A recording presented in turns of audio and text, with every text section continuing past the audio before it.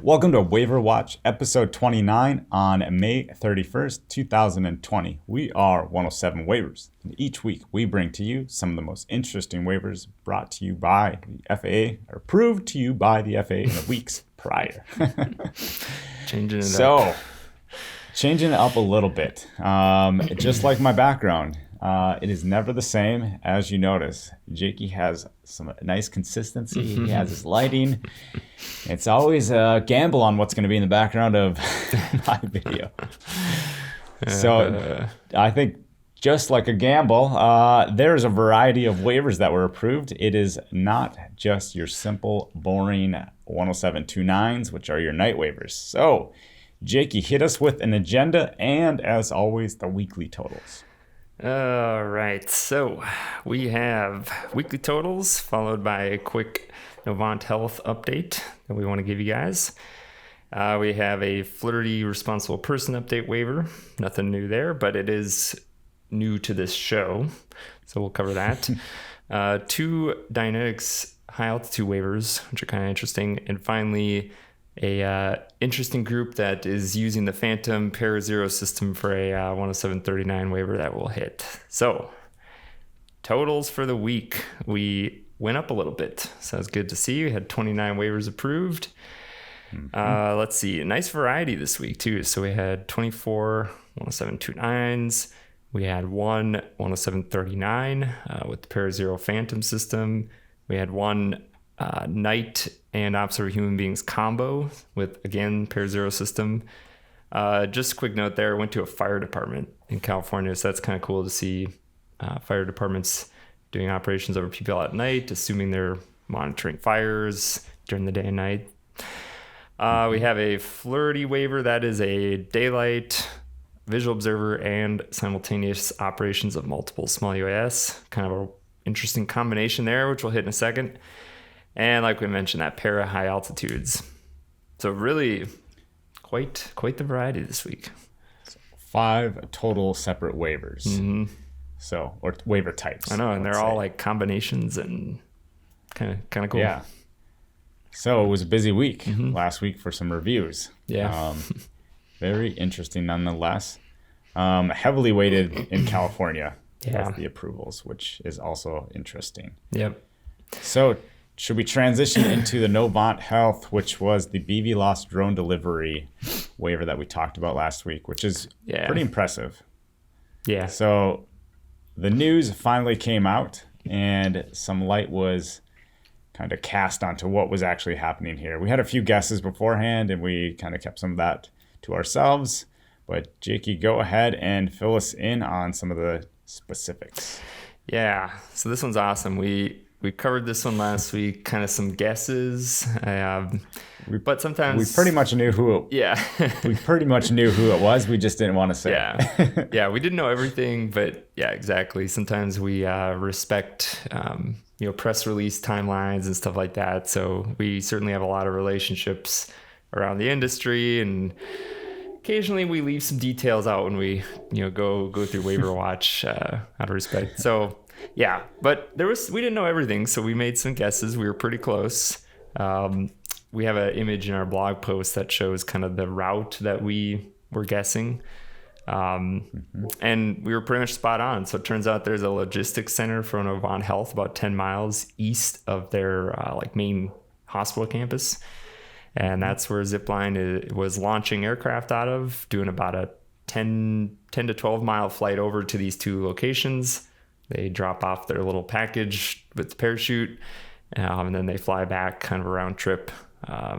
So this is amazing. I mean, it's so long distance. It's in controlled airspace. It's in urban environments.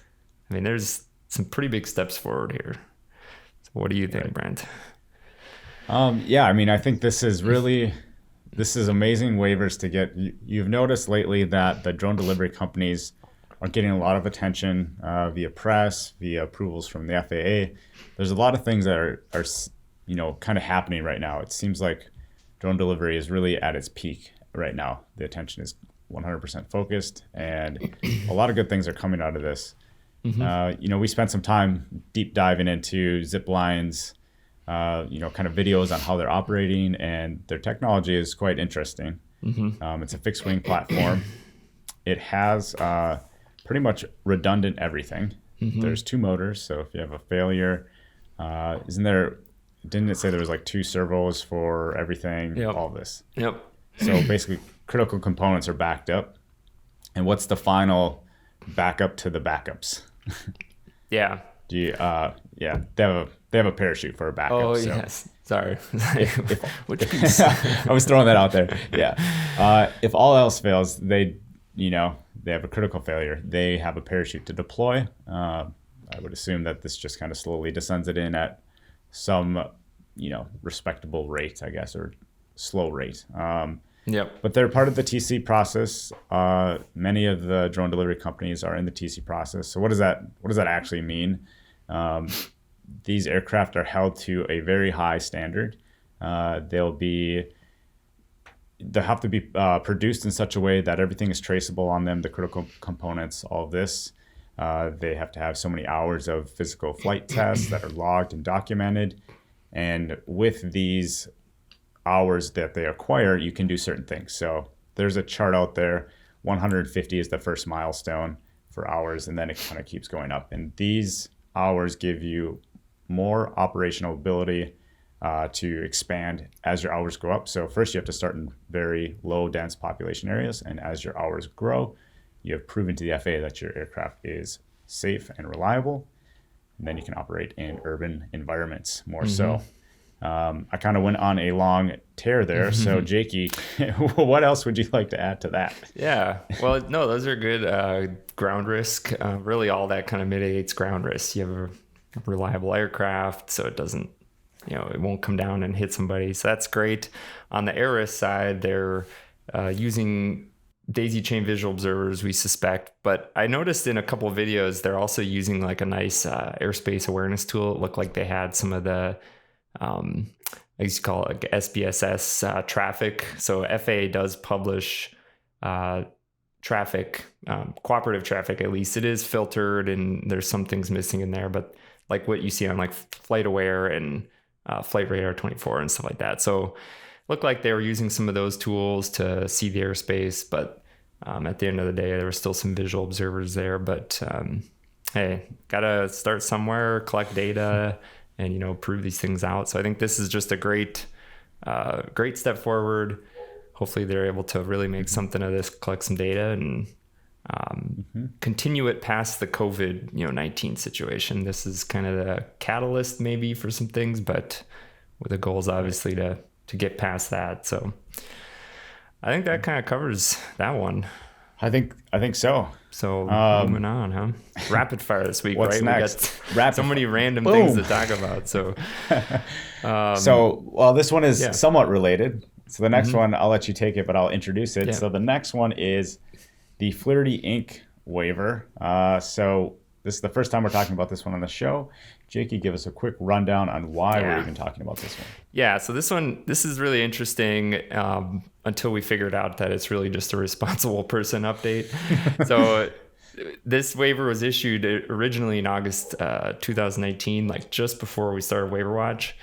And then this latest issuance is just a responsible person update to Skylar Kachurak, hopefully saying his name right. But anyways, we figured we'd just cover it quick since we haven't previously covered this on the show. It's kind of interesting. So it's, again, the combination of 107.29, 107.31, and 107.35. Flirtey is drone delivery. And it kind of looks like a testing waiver maybe out of Tiger Field in Nevada. That's an airport, not a baseball diamond. I totally thought Tiger Field was like a baseball diamond at first, right?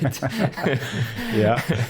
But anyways, it looks like they're doing some testing out of this facility, maybe testing some operations, maybe some one-to-many concepts. But you were hitting on something earlier, Brent, this unequivocal. Why don't you touch on that quick, maybe? Kind of an interesting word. Yeah, actually, because I was going to go here too if you weren't. So we had a off-camera conversation about some of the verbiage that's used in this waiver. And let me pull it up here real quick. So it's provision number, hopefully I still have it up here. Provision number 8.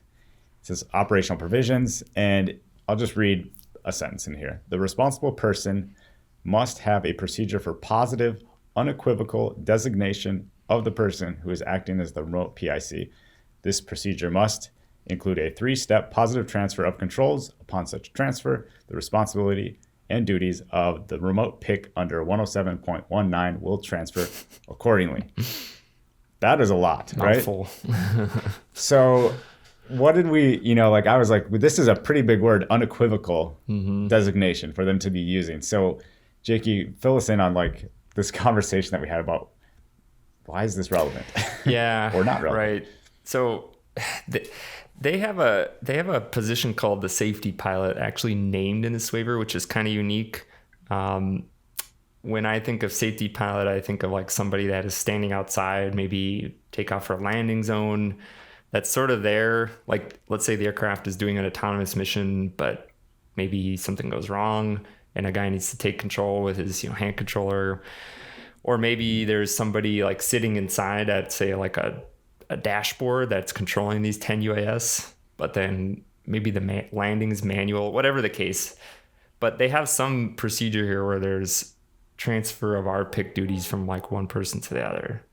And that's where this comes into. So they have to really do this positive transfer so that at any time there's somebody designated, as the RPIC, and there's not this like ambiguous state where, oh, do you have it? No, do you have it?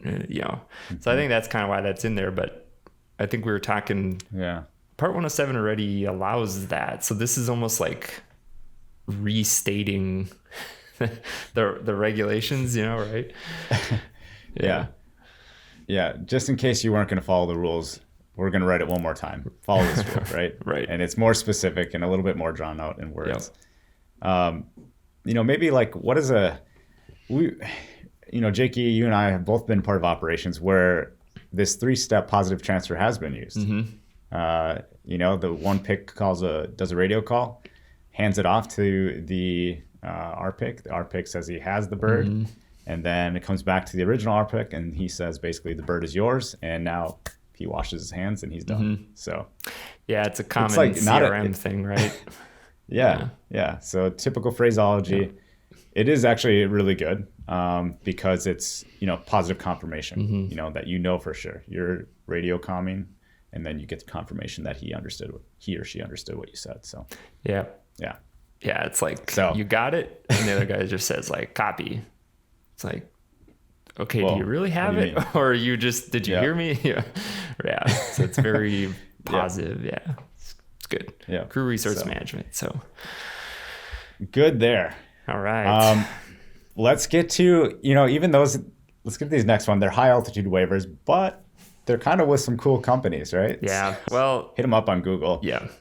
They're a Leidos company, so they just do like really advanced, defense oriented, advanced materials, lasers, excuse me, precision guided munitions. I mean, they're just like a really strong tech company in the defense industry. So they do a lot of different things. They do, when you pull up their website for UAS, it actually shows like Reapers, like big UAS. So I would be really curious what they're doing here, but they're operating up to like 2,500 feet AGL in one of them and 675 feet AGL on the other. So I'm sure it's something cool. We probably will never know, right? we will never know unless you happen to be in Huntsville at the right time and you see some things flying a little bit higher than they should, or at least what you think they should be based on current 107 rules. But yeah, they're definitely working on something very, very cool. They always are, right? So interesting. Kind of cool. So. Yep. On to the next, Motor Trend Group. They have a... Oh, sorry. Almost made this sound like assuming that they had a high altitude waiver. The other waiver is a Pair-Zero operations over people, not over moving vehicles, which is interesting because this is Motor Trend Group, which involves moving vehicles. Yeah. So yeah.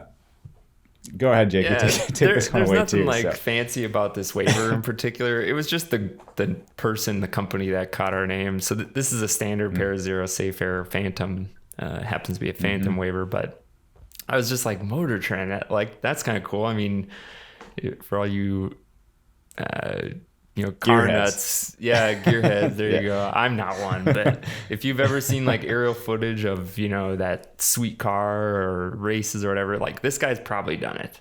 It's kind of, and so I just pulled out he does a show called Drift This, the aerial footage for it. It's kind of funny. It's like a delivery truck drifting around. So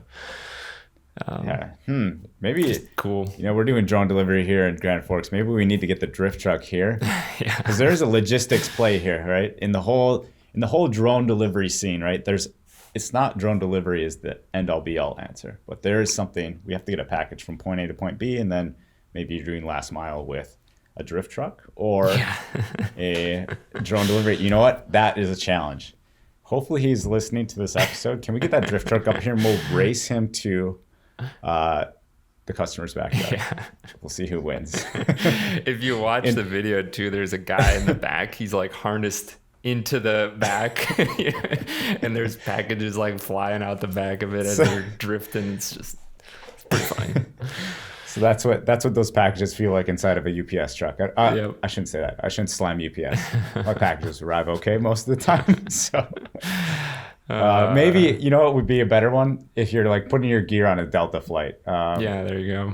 My biggest thing is like I have Pelican cases when I ship my stuff, and my theory is when you're leaving the house, if you're not okay to either throw it into the back of your truck, throw it down the stairs, you're not ready to go to the airport because those baggage handlers, they got to lift heavy stuff all day and they don't care. Yeah.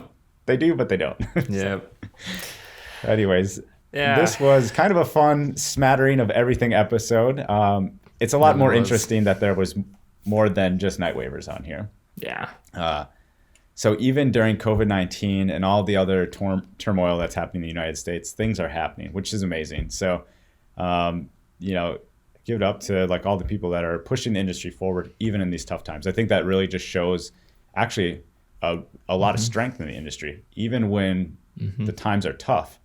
Still, good things are happening, which is amazing. So I think we need to take that away. Maybe that's what this episode should be about. Is we're pretty much in the toughest times that UAS industry has seen, but yet we're seeing some of the most big advances in the industry, which is maybe it just shows that here where drones are here to stay and they're going to be part of the future. So if anyone was doubting, COVID-19 and all the other things should have knocked it off, but it is not going anywhere. So yeah, I would agree. I think this next year is going to be very interesting. A lot of good stuff coming down the pipe. So absolutely could really see some big steps here.